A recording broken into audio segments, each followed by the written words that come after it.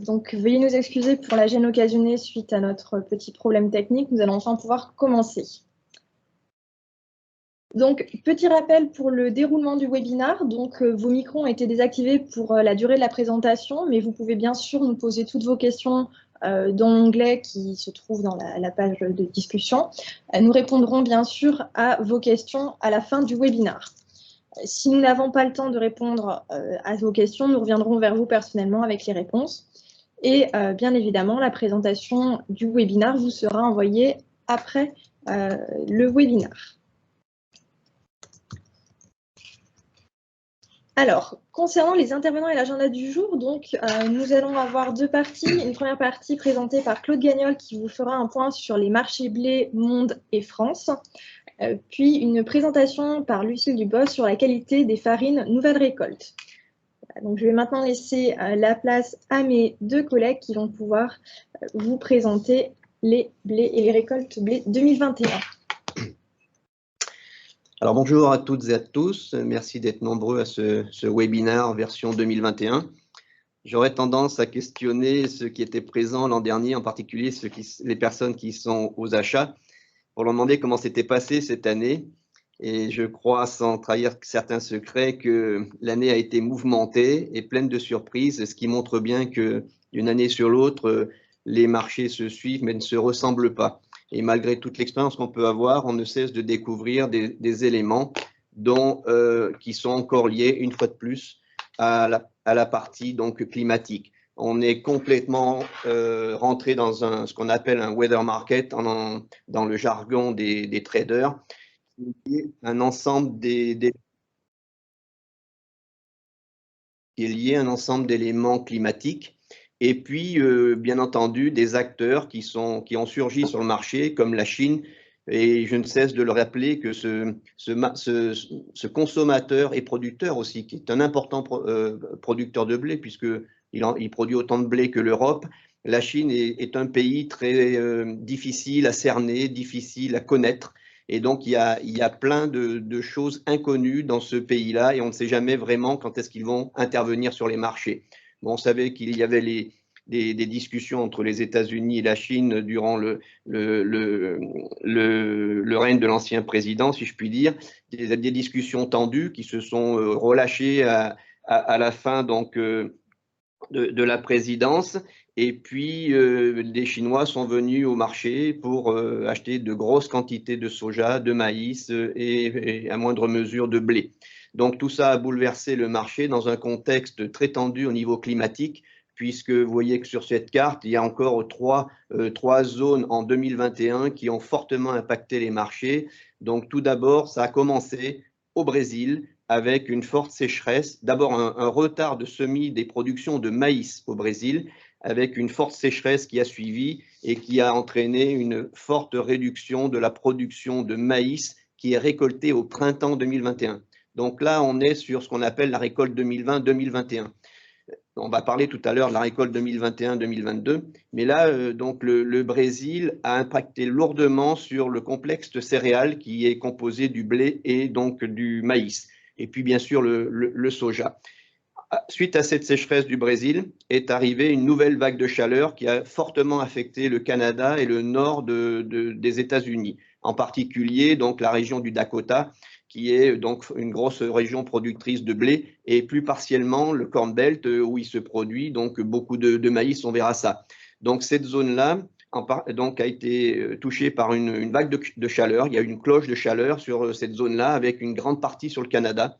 Et là, donc, on a donc un ensemble de productions, pas uniquement le blé, enfin, c'est surtout le blé de printemps, mais aussi donc le canola, le maïs, les lentilles qui ont été largement affectés par cette vague de chaleur.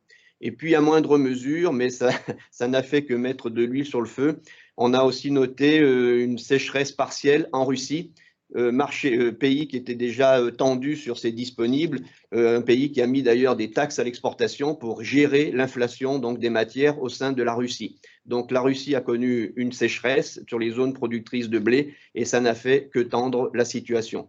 Sur le reste du monde, on va dire que c'était globalement calme, mais pas si calme que ça, puisqu'on va arriver ensuite avec la récolte européenne qui nous a laissé bonne et mauvaise surprise. Bonne surprise en rendement, mais mauvaise surprise en qualité. Donc ça ne fait qu'ajouter à la complexité.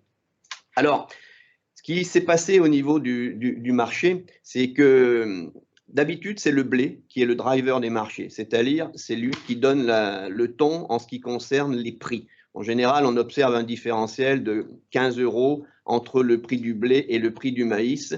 Donc 15 €, le blé est 15 € plus cher que le maïs. Or, vous voyez que sur la courbe, à partir du mois de mai, la situation s'est largement inversée et le maïs est devenu le driver du marché. Driver du marché, pourquoi? Parce que sous la demande chinoise, bien sûr, qui reconstituait son cheptel porcin après donc la grippe porcine qu'il y a eu, et où ils ont abattu un grand nombre d'animaux, et en particulier les reproducteurs, pour faire face à cette épidémie.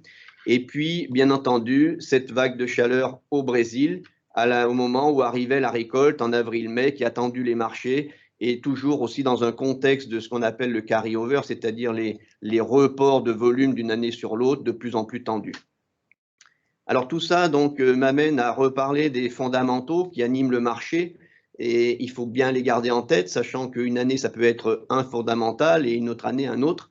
Donc en tout cas, retenez bien les éléments structurels qui sont d'abord ce qu'on appelle le complexe céréalier, le blé et le maïs. Donc surface de blé et puis bien entendu volume de production, mais aussi celui du maïs, et je viens d'en parler. Le ratio stock sur consommation, et là aussi cette année c'est un élément important, mais c'est surtout le rapport le stock disponible à l'exportation qui fait la différence, on le verra plus tard. L'impact sur les autres céréales, le maïs, mais le riz aussi. Le riz, heureusement, cette année est en bonne posture, mais enfin, on passe quand même des périodes difficiles là aussi. Et puis après, le rapport des monnaies entre le dollar et l'euro, donc qui influence sur les capacités d'un pays à plus ou moins exporter. Donc après, vous avez des monnaies plus, enfin, je vais dire locales, comme le rouble ou le hryvnia ukrainien ou la lire turque, tout simplement, qui peuvent impacter sur certaines situations d'export. Après, les éléments de volatilité, donc c'est, comme je le disais tout à l'heure, le weather market, qui est donc cette année plus que jamais important, mais on voit aussi qu'il alimente tout simplement la spéculation, où l'un va avec l'autre. Et force est de constater qu'il y a beaucoup de spéculation sur le marché, qui est liée donc entre autres avec la reprise, bien sûr, de l'activité économique suite à la pandémie, mais aussi à la demande chinoise qui est mal maîtrisée, et puis ce stock tendu d'une année sur l'autre. En tout cas, les traders s'en sont donnés à cœur joie cette année pour la spéculation. Il y avait beaucoup de liquidités sur les marchés. Je parle de liquidité financière pour relancer la machine économique. Et l'argent a été placé donc dans les matières premières importantes, que ce soit alimentaires ou minerais, etc. Donc ensuite, vous avez l'instabilité politique. Je dirais que pour l'instant, on n'en a pas trop connu, ça y est, mais je vous rappelle quand même qu'il y a eu le printemps arabe, hein, où là, les pays peuvent être inquiets quant à leur capacité à nourrir les peuples à des conditions acceptables au niveau économique. Et puis ensuite, il y a le marché mondial des commodités, le pétrole, les minerais, où les traders, donc, ou en tout cas les spéculateurs, décident de placer leur argent plutôt sur une matière ou une autre. Après, concernant les éléments mal maîtrisés, donc, je reviens donc sur la production et la consommation et les stocks, bien sûr, de la Chine. Et on l'a vu cette année, ça a été vraiment l'élément qui a complètement bouleversé les marchés, puisque les Chinois donc, ont importé pratiquement, pas tout à fait 3 fois plus que d'habitude, et ça, ce n'était pas anticipé. Et puis ensuite, vous avez certaines décisions politiques qui peuvent impacter, par exemple, des cahiers des charges d'un pays, comme par exemple l'Algérie, quand elle veut importer du blé, elle peut changer soudainement son cahier des charges en y introduisant une clause qui n'est pas habituelle. Et là, ça peut changer donc le cours, les flux en tout cas des matières. Alors, en ce qui concerne donc les chiffres de l'année, donc là, on va parler donc de la récolte 2021-2022. Donc la récolte 2021, ben, elle commence par la récolte de blé qui s'est passée cet été, où là donc on a une récolte qui se situe à près de 750 millions de tonnes, soit une dizaine de millions de tonnes de plus que l'an dernier, ce qui est une bonne nouvelle en soi, malgré les événements dont je viens de parler. Et on verra que l'Europe a joué un rôle important, puisque sur la droite, vous avez l'évolution par pays. Et l'Europe, par exemple, a récolté cette année, fort heureusement, 13 millions de tonnes de plus que l'an dernier, puisque l'an dernier, pour le coup, là, on avait eu une baisse importante de la production en Europe et en particulier en France, puisque je crois qu'on avait fait 29 millions de tonnes de blé en France, donc en raison de la sécheresse. Donc, on voit que dans les pays, la Russie est à la traîne, puisqu'elle vient d'abaisser, donc elle arrive à 75 millions de tonnes contre 85 l'an dernier. Et puis les États-Unis, donc bon an, mal an, sont à peu près au niveau habituel, sachant que ce n'est pas un gros acteur, hein, les États-Unis, mais ça joue toujours un minimum sur les marchés. Et puis vous voyez le Canada qui a dévissé de 11 millions de tonnes, c'est-à-dire que le Canada a perdu 30% de sa production cette année à cause de cette vague de chaleur sur le soft wheat, donc c'est le blé de printemps. Donc l'Ukraine vient redresser la situation cette année, donc ça c'est la bonne nouvelle, et on le verra aussi prochainement dans le maïs où il y a une bonne récolte qui s'annonce en Ukraine. L'Australie est à son niveau normal et l'Argentine aussi, donc tout ça c'est plutôt bien. Alors la Chine, après, bon, ce sont des estimations, elles sont moins fiables que ce qu'on peut avoir par rapport à d'autres pays mieux connus. Donc la Chine, pour l'instant, on situe la récolte au niveau de l'an dernier, de même que l'Inde. Donc pas de gros événements majeurs du côté de l'Asie, si ce n'est une propension à consommer toujours de plus en plus forte, ce qui fait que la consommation mondiale est arrivée au niveau de la production. Donc, vous voyez qu'on est à 750 millions de tonnes, 749 millions de tonnes en consommation mondiale, soit 13 millions de tonnes de plus que l'an dernier. Donc, ce qui absorbe largement la production complémentaire. Donc, une fois de plus, on se retrouve avec des stocks mondiaux donc, en légère progression, ou en tout cas, ils ne baissent pas, et ce qui est plutôt rassurant. Mais par contre, le ratio, compte tenu de l'augmentation de la consommation, le ratio donc stock sur consommation, il affiche encore une tendance baissière. Alors, ensuite, parlons un petit peu de l'Europe. Donc, je viens de vous dire ce qui s'était passé. Donc, en Europe, maintenant, il faut compter sans les Anglais, ou on compte avec les Anglais, ça dépend les chiffres. Mais là, donc, on a fort heureusement cette année une augmentation de la production, donc sur l'Europe communautaire, et puis les augmentations de la consommation, les utilisations domestiques également. Alors, cette année, on en a un peu plus de blé en Europe, on va travailler sur l'exportation, puisque l'an dernier, c'était l'exportation qui avait servi de variable d'ajustement. Donc, l'exportation est prévue donc, à 10% de plus. Ce qui sera une bonne chose en soi, sauf que vous n'êtes pas sans savoir que les qualités de la récolte cette année ne sont pas au niveau attendu, puisqu'on va dire qu'il y a à peu près 30% seulement des blés qui sont au niveau du PS 76, qui est la règle pour pouvoir exporter. Donc, c'est les cahiers des charges concernant le blé pour l'exportation, donc montre l'exigence est de 76 kg par hectolitre de blé. C'est ce qu'on appelle le PS, le poids spécifique.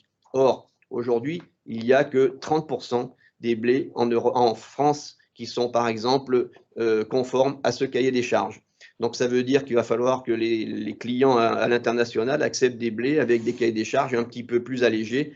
On espère qu'ils vont accepter autour de 74 en PS, ce qui permettra malgré tout d'exporter. L'Algérie, d'ailleurs, je crois, vient d'alléger son cahier des charges à cet égard. L'alimentation humaine, donc, bien, elle croît régulièrement à 41 millions de tonnes. Et puis, vous voyez que l'alimentation animale, elle va croître de plus de 8%, ce qui va aussi jouer sur la consommation de blé. Mais là, cette année, elle aura de quoi se servir, l'alimentation animale, puisqu'il y a 30% de blé minimum qui vont être déclassés en France, par exemple. Donc, quand je dis déclassés, ça veut dire que là, pour le coup, même en réduisant le PS, au niveau des cahiers des charges, ça ne passera pas. Donc là, je parle de blé qui sont en dessous de 74 donc de PS. Et là, ça va faire un gros volume de blé qui va partir en alimentation animale et qui va être décoté. Donc ça, c'est un élément aussi à suivre en ce qui concerne l'évolution des cours. Donc, augmentation du stock final, donc 9 millions de tonnes contre 7,8 millions de tonnes l'année dernière. Donc, c'est une bonne nouvelle pour la partie Europe, puisque là, on va pouvoir reconstituer un petit peu nos stocks, ce qui devrait contribuer donc à alléger un peu le bilan et la tension sur les marchés. Alors, donc, juste un petit focus sur les blés, donc sur la partie Europe, par pays. Donc, pour vous donner un petit peu de précision, là, vous avez deux sources, hein. Il y a la Commission européenne avec la revue Stratégie Grain, et puis ensuite, il y a donc le CIC, donc le Conseil international des céréales, qui donne différentes données. Et là, vous voyez qu'elles sont assez proches les unes des autres, fort heureusement. Donc, on arrive sur la partie des pays européens, donc à 129 millions de tonnes, ce qui est un niveau tout à fait acceptable. Alors, pour les orges, ça se passe plutôt bien en quantité aussi, mais par contre, les qualités ne sont pas là. Par exemple, les brasseurs vont avoir quelques soucis cette année pour s'approvisionner en orge de qualité, ce qui peut créer une tension sur le disponible donc pour la brasserie. Et quant au blé dur, eh bien là, c'est le Canada qui pèse. En France, on a à peu près ce qu'il faut en récolte, mais par contre, les cours ont explosé en raison du fait que le Canada a baissé énormément en production de blé dur. Donc, le prix du blé dur a quasiment doublé, hein, je vous rappelle. Alors, ensuite, concernant les surfaces céréalières, juste un petit tour d'horizon. Donc, on avait des surfaces céréalières en hausse, donc sur du blé tendre. Et ensuite, le blé dur, donc on était en légère progression. Et ensuite, on avait un recul marqué des surfaces d'orge et des surfaces de maïs grain qui étaient en retrait suite à la hausse des surfaces céréalières d'hiver. Voilà donc la tendance par rapport à ce qui s'est passé en France. Si on regarde un petit peu plus les productions maintenant sur la France, donc comme je vous l'ai dit tout à l'heure, donc la prévision s'établit à 36 millions de tonnes contre l'an dernier 29 et l'année d'avant on était à 39, hein, sachant que 2019-2020 était une année assez exceptionnelle en termes de production en France. Alors, la collecte, donc, elle progresse, les utilisations intérieures aussi, et ensuite l'export, on espère donc exporter, ce qui fait qu'au total, on aura malgré tout une hausse donc de l'ordre de 2,8 millions de tonnes de blé en France. Donc le bilan en juin 2022 sera positif, le carry-over sera positif, ce qui devrait permettre donc de disposer assez de blé en France. Après, Lucille nous dira les difficultés qu'elle pressent au niveau de la récolte en termes de qualité pour construire les maquettes, parce que la situation est pas évidente. Alors, en ce qui concerne les cours, donc après avoir connu on va dire un relâchement suite au pic qu'on a observé durant le printemps, qui était lié principalement au maïs, donc à l'arrivée de la nouvelle récolte de blé, les marchés se sont détendus pour rester malgré tout à un niveau de l'ordre de 200 €, alors que les années précédentes, on était plutôt sur des niveaux de 180 € environ, hein. Donc le blé reste encore à un prix soutenu. Et puis, avec les événements dont je vous ai parlé, en particulier ce qui s'est passé au Canada, en Russie, le marché est retourné à la hausse significativement pour atteindre un niveau de près de 250 €. Donc situation encore tendue, délicate, auquel il faudra donc composer avec les problèmes de qualité qui vont donc générer des tensions sur les marchés, parce que Euronext correspond à un cahier des charges BPMF, enfin un cahier des charges de blé standard pour l'alimentation humaine. Donc ça, c'est pour la meunerie. C'est pas les blés fourragés. Donc là, on est dans un blé donc qui répond au cahier des charges avec les PS 76, etc. Et donc ce type de blé là va être assez difficile à trouver, d'où le fait qu'il vaut relativement cher. Si vous voulez des blés fourragés, alors là, par contre, vous pouvez enlever 25 ou 30 € de décote, alors que d'habitude, le blé fourragé ne décote que de 10 € par rapport au blé de qualité donc panifiable. Donc, en synthèse, par rapport à ce qu'on peut constater aujourd'hui sur les facteurs haussiers, bon, la forte vague de chaleur au Canada et aux États-Unis, la sécheresse en Russie, des blés meuniers de mauvaise qualité dont on va parler tout à l'heure, avec 30% de déclassés en France, donc avec donc un fort impact matif, puisque vous l'avez vu tout de suite, auquel il va falloir être très attentif à ce qu'on appelle les primes de marché. Je ne parle pas de primes qualité variétale, je parle de primes de marché. C'est-à-dire que pour accéder au blé, non seulement on va devoir payer donc le matif, puisque c'est la référence, mais ensuite, compte tenu de, on ne va pas dire la rareté, mais la faible disponibilité de certains blés panifiables, on va devoir payer certainement une prime de marché positive, de l'ordre de 5 à 10 €. C'est-à-dire prévoyez un matif plus 5 plus 10, qui peut être plus ou moins important selon les régions. Et ça vient ajouter à la difficulté économique. Par ailleurs, donc, il y a un disponible important en blé fourragé qui impacte la valorisation des sons. Et ça, c'est le phénomène, je dirais, inquiétant de l'année. Parce que là, pour le coup, ça veut dire aussi que qui dit moindre valorisation des sons va dire il va falloir rechercher la compensation au niveau des farines panifiables en l'occurrence ou autres farines de qualité. Ça veut dire que si on ne valorise pas dans les sons en alimentation animale, eh bien, il va falloir qu'on compense ce manque économique sur la partie farine, pour les process alimentaires. Donc là, ne soyez pas surpris si vous voyez vos fournisseurs arriver avec ces deux éléments nouveaux qui sont les primes de marché et la moindre valorisation des issues de meunerie. Et puis toujours cette demande soutenue en Chine. On ne sait, alors, elle a été intégrée quand même dans les marchés. C'est pas comme l'an dernier où on l'a découverte au fur et à mesure où on avançait. Cette année, elle est intégrée dans les marchés, mais il faut rester quand même attentif dans un sens comme dans l'autre. Donc, on sait qu'il y a eu des événements climatiques en Chine qui ont quand même posé quelques problèmes, des inondations et autres, mais on ne connaît pas l'impact de tout ça. Concernant les facteurs baissiers, on va dire qu'il y a une bonne récolte en Europe et en Ukraine.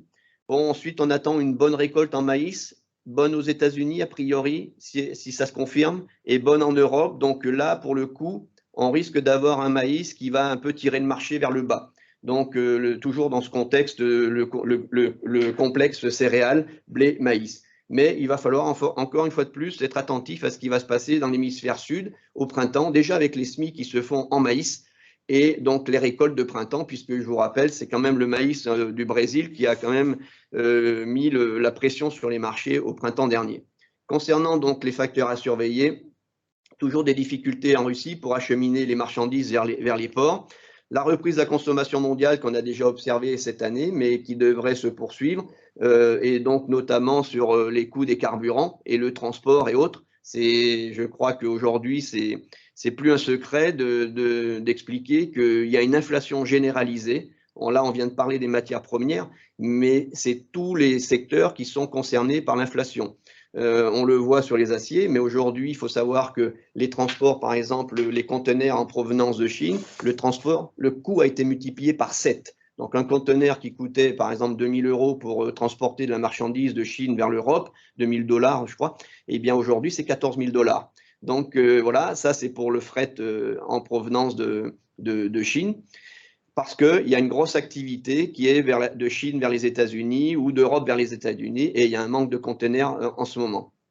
Donc, maintien du niveau des importations des acheteurs traditionnels. On ne voit pas de pays baisser significativement. Seul le Maroc aujourd'hui a une belle récolte, mais autrement, les autres pays qui achètent du blé, ils vont continuer d'acheter. Surveiller toujours les besoins chinois, les coûts logistiques internationaux.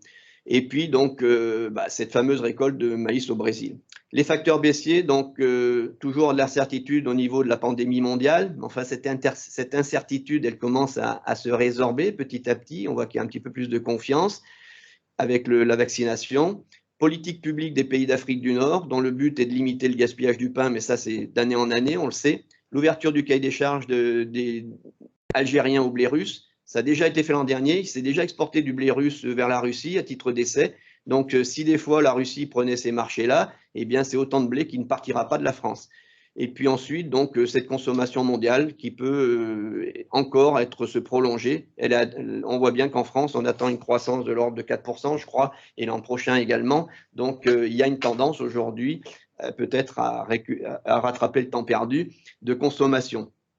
Et puis ensuite, donc, des bonnes prévisions pour l'instant dans l'hémisphère sud, mais n'oublions pas qu'on n'en est qu'au semis. Donc les intentions sont là, reste à voir la finalité des choses.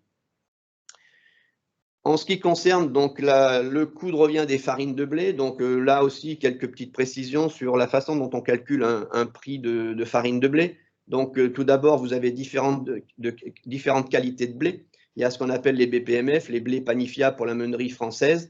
Donc, c'est le standard du blé.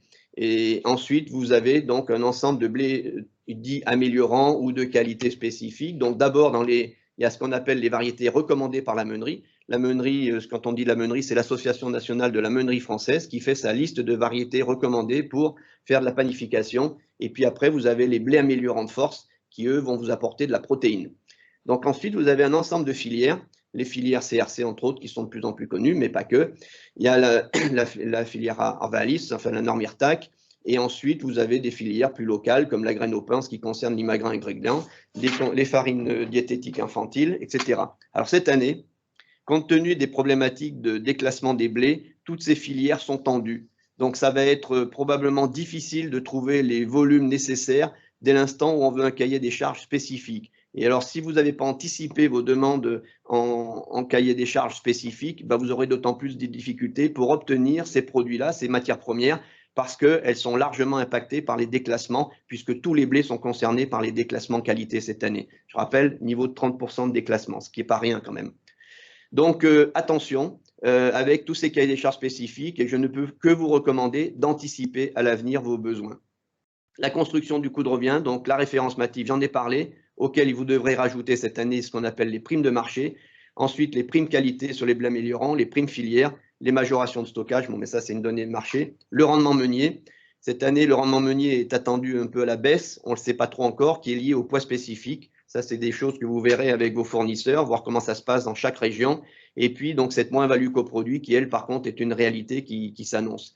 Donc, ensuite, les coûts industriels, on voit hein, l'inflation, les salaires, l'énergie, l'emballage. Enfin, bref, une année pas très engageante pour les acheteurs. Donc, il va falloir gérer tout ça.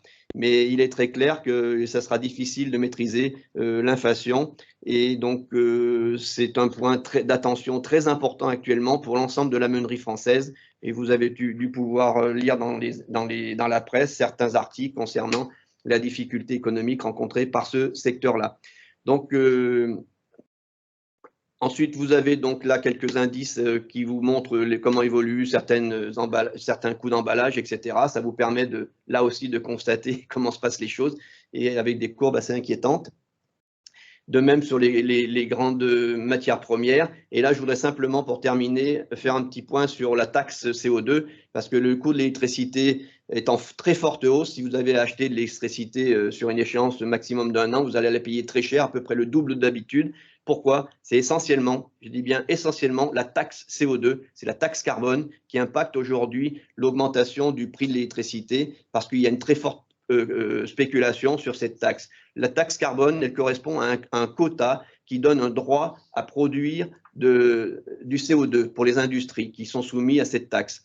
Et donc là, ça veut dire qu'il y a une spéculation sur cette taxe-là pour s'approprier, pour s'acheter cette taxe. Et d'où l'inflation et donc la situation actuelle de coût de l'électricité qui est bien sûr en plus appuyée par l'augmentation donc du pétrole et du charbon. Voilà, donc j'en ai terminé. Je prendrai les questions s'il y en a, mais on verra ça tout à l'heure où on vous répondra de toute façon d'une manière ou d'une autre par mail. Je vous remercie de votre attention et je passe la parole donc à Lucille qui va nous parler maintenant technique et qualité. Bonjour à tous, donc moi je vais vous présenter quelques données sur la qualité des blés et des farines. Ces données font référence à la récolte en France et sont extraites en partie des informations publiées par France Agrimer. Donc les critères cités sont comparés aux résultats de 2020. Nous avons ainsi constaté un taux de protéines qui était en hausse par rapport à l'an dernier. Donc, cette année, 74% des blés récoltés ont un taux de protéines supérieur à 11,5% contre 56% en 2020. Donc, sous les commentaires, vous avez la répartition des blés récoltés selon le taux de protéines. Ensuite, nous avons remarqué que le temps de chute Hagberg était en baisse cette année, alors qu'il était satisfaisant en début de récolte. Ceci est lié aux pluies qui sont survenues en milieu de récolte. Donc, le temps de chute cette année, sur 51% des volumes collectés, il est supérieur à 240 secondes contre 95% des blés récoltés en 2020. Concernant le poids spécifique, donc Claude vous en a déjà parlé, il est en forte baisse cette année et ceci va fortement impacter la qualité des blés. Donc, cette année, on a seulement 32% des blés récoltés qui ont un poids spécifique supérieur à 76 kg par hectolitre. Et en 2020, on avait 98% de la récolte qui était supérieure à 76 kg par hectolitre. Donc, on voit vraiment une très forte baisse. Cette année, on pourra remarquer, selon les régions, des problématiques mycotoxines, mais ces problématiques vont rester finalement assez faibles.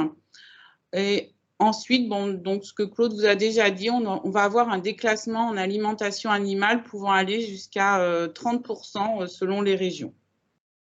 Donc, selon la classification France Agrimaire, en 2020, nous avions 80% des blés qui étaient classés en qualité premium et supérieure. En 2021, ils représentent seulement 25%.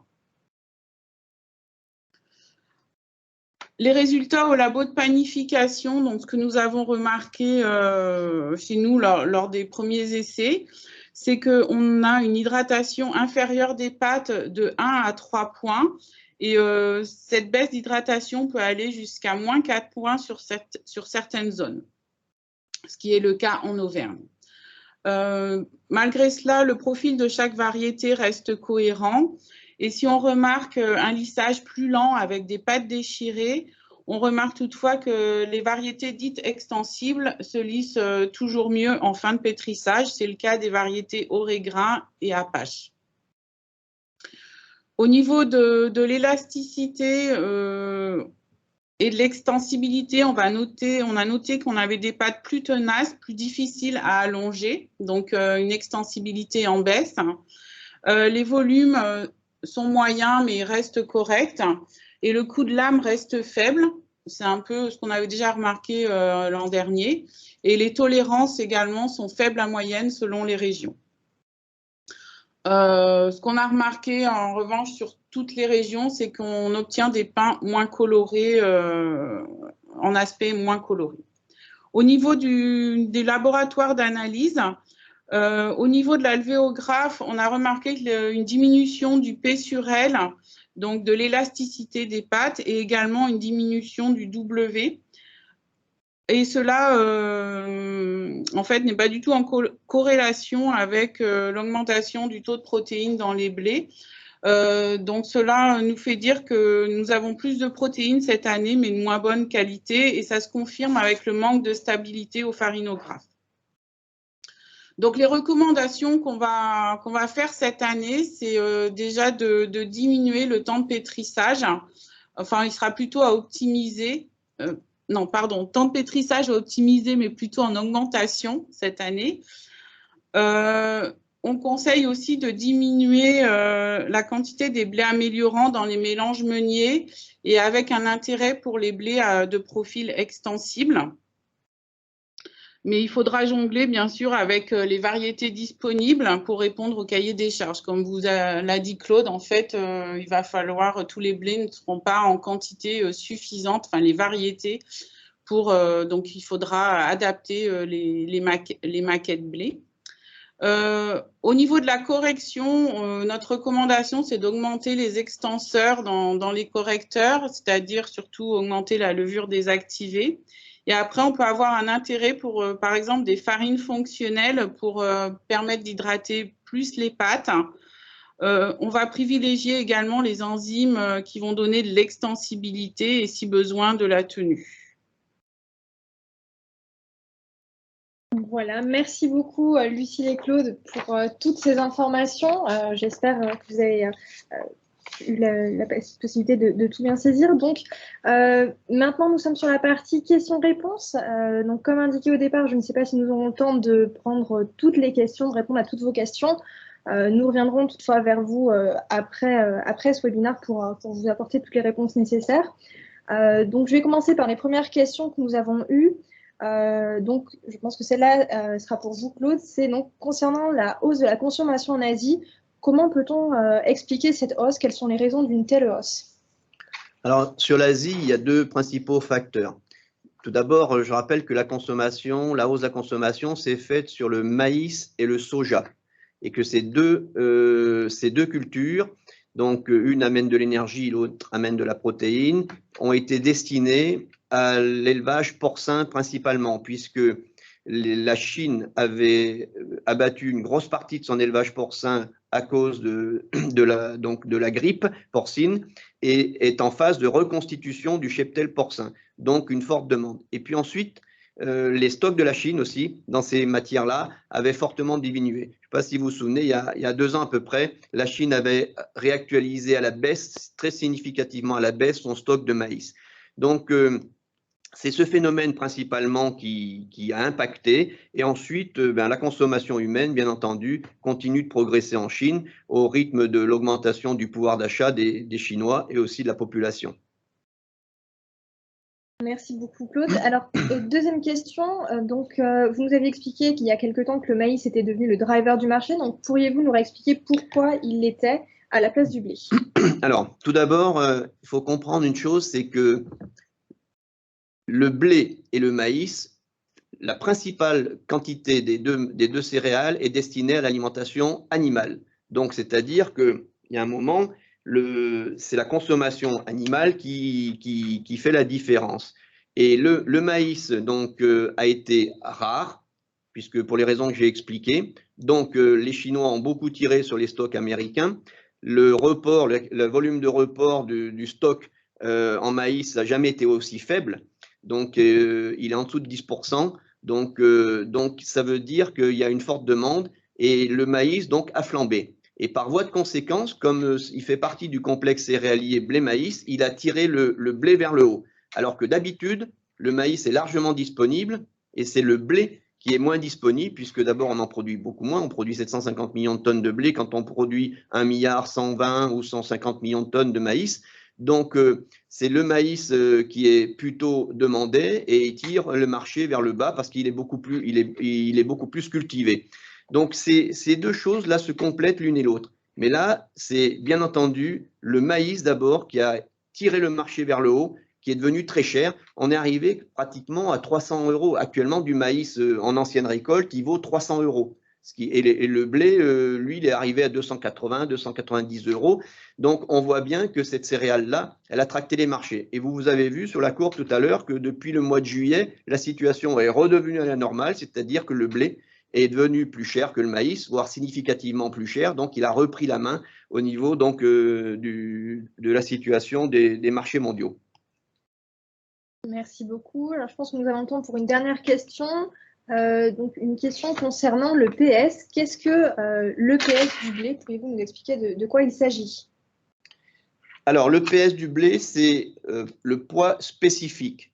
Donc, le poids spécifique, c'est le poids de 100 hectolitres de blé. C'est une façon de mesurer la densité donc, des blés. Et ce poids spécifique, il reflète la densité du grain, donc sa capacité déjà, le volume qu'il va prendre au stockage, mais aussi ensuite sa capacité à être processé à travers un process meunier.